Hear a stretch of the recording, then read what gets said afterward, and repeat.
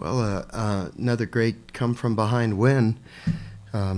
Wouldn't have won tonight if it wasn't for the effort by Brandon Stone, who was just phenomenal tonight. We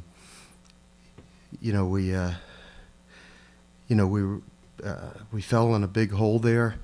I thought that Brandon coming in and doing what he did really gave us a chance. I thought we could get to their pitcher. That's why we went to one of our best guys right away. And then, of course, Kennedy's two-run double was really a big hit in the game, even though it didn't tie the game, but it gave us, got us close and made us feel like we could score some runs. And eventually we had a great come-from-behind victory and got some big hits down the stretch. And I'll talk more about them when you ask me questions. But, at the end of the day, it was a good victory for us. Questions of the players? Start back, John. Brandon, this is 2 weeks in a row for you where, you've come in early in a game and pitched deep into it.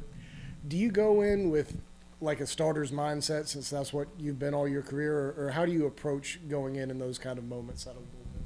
Yes, sir. So when I came into the game, my goal was to finish the game. I actually told him I was going to hand him the ball back and lost it there a little bit at the end. But, no matter what game it is, no matter when it is, my goal is to get to the ninth inning and give my team a chance to win.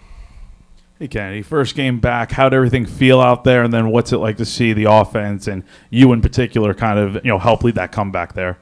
Yeah, it felt really good. Obviously, we had a good game the other day versus Citadel, and just seeing my teammates ball out on the field, I was just ready to help. So I was itching to get back on the field, just be able to help everybody. So, yeah.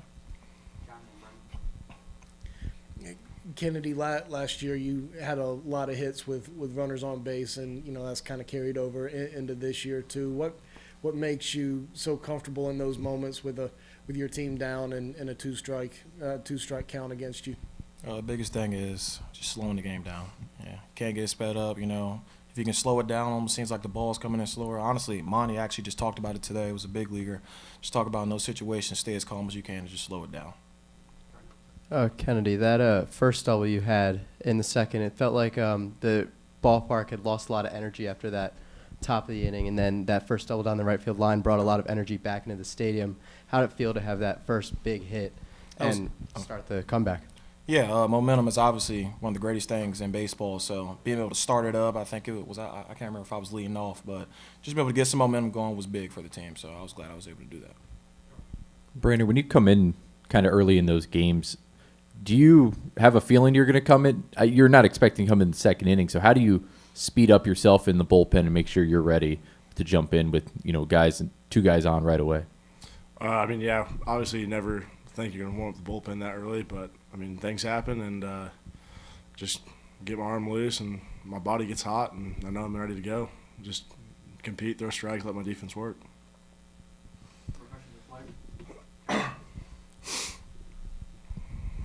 Brandon, I'm going to put you on the spot just like I will Coach Mainieri in a few minutes. But, with the way you've pitched the last couple of weeks, do you feel like you can walk into a weekend starting role if you're asked to do that and be able to perform at that same level?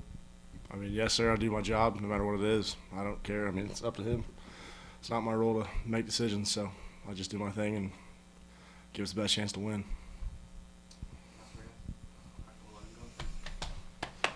Thank you.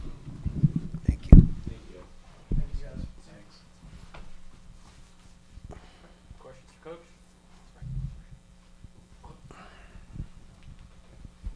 Paul, I got two for you. How many times have you seen Ethan hit a ball that hard since you've been here?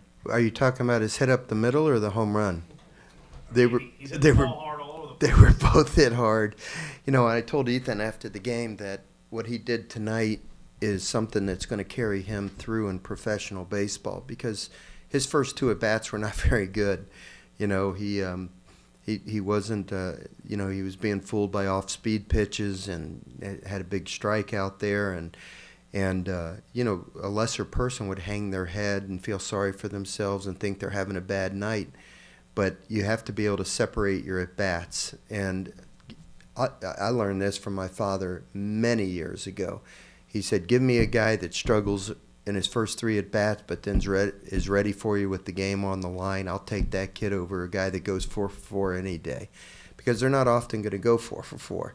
But the guy that's got the character and to not feel sorry for himself and lose his confidence, you can win with those guys. And Ethan Petrie is that kind of person. Forget about being a player. That's the kind of person he is. He doesn't hang his head. He doesn't give up. He's still team-oriented, and therefore he's ready when the big moment comes. And his base hit, the line drive up the middle was as big a hit as any.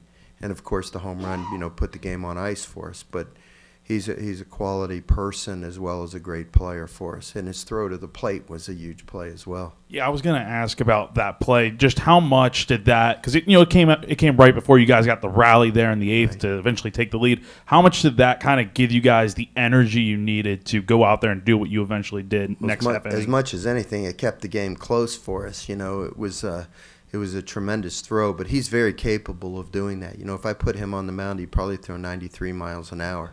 So he's got as good arm as anybody. And, when the ball wasn't hit tremendously deep, I thought he had a chance. And he made a terrific throw, and Bakes made a good tag. And fortunately, the replay showed that he was out. Do you look at Brandon as a long reliever, or do you just look at him as a pitcher that, could start maybe on some days, or if he needs to give you guys innings at any point, can do that too? Brandon Stone has been just tremendous for us. The coaching staff before me recruited him, and he chose South Carolina over Virginia. And one of my best friends is the coach at Virginia. So when I first started on the job here, he called me to tell me about Brandon Stone and how much he liked him, and thought, wished that they had gotten him, but that he was coming to South Carolina and was going to play for me. He wanted me to know what a special pitcher and person that he was. And the kid is just, there's something about him. He's just got, it's not just ability. He's got just that something, like we say in coaching, you can't define it, but he's got it, and Brandon makes big pitches. And it was a shame, because he came to me, before the 8th inning, and he said, I'm going to give you the ball back after the 9th inning is over. I said, well, let's take it one inning at a time. But unfortunately, we didn't make the first play for him. The ball was hit hard, and we just didn't look like we were ready for it and didn't make the play. And then, the worst thing he did all night was hit the 9-hole hitter. That was the worst pitch that he made all night. And then, of course, he ended up walking the next guy. And it was unfortunate because, he pitched just so well the whole day.